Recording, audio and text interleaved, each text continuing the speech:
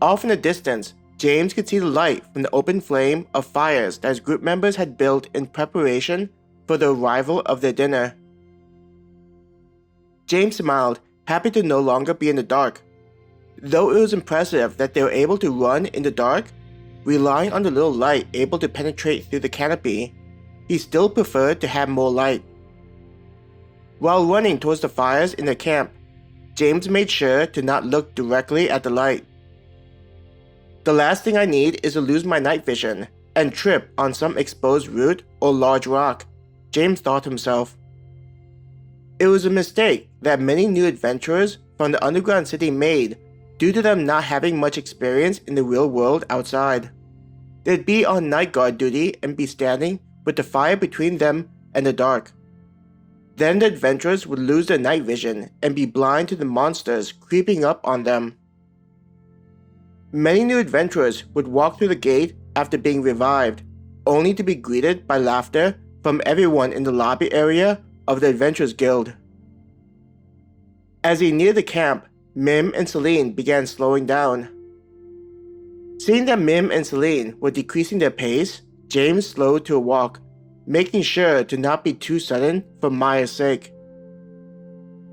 They changed their walk in order to not startle their group members, who would be on guard for any sounds.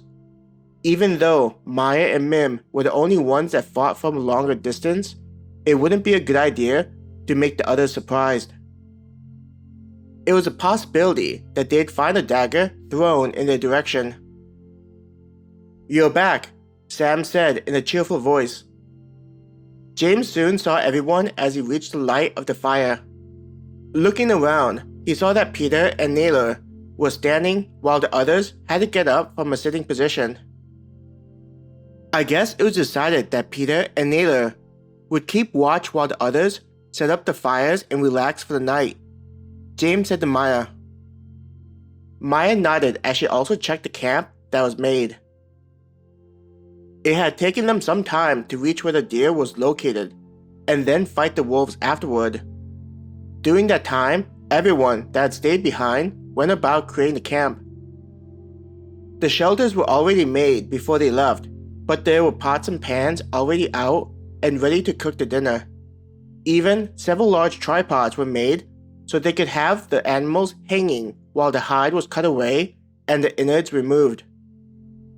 As the others noticed the wolves, Raul approached Celine. "There was trouble?" he asked in a concerned voice. Celine nodded. "We found tracks of a deer which turned into a herd, but when we found it, forest wolves were already feasting on its corpse. There were 3 of them." "3?" Raul asked, clearly confused as there were only 2 wolves. "I let one of them get away," James confessed, his face red. Raul looked at James and sighed. "Don't be too harsh on him." Mim came to James's defense, turning his head to look back at the half-elf. "It wasn't a regular wolf. There was no way for any of us to know."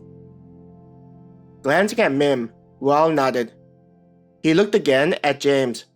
"We'll likely be encountering things far worse than forest wolves. You may have gotten lucky this time, but in the future, make sure to anticipate that your opponent may be stronger or more skilled than you."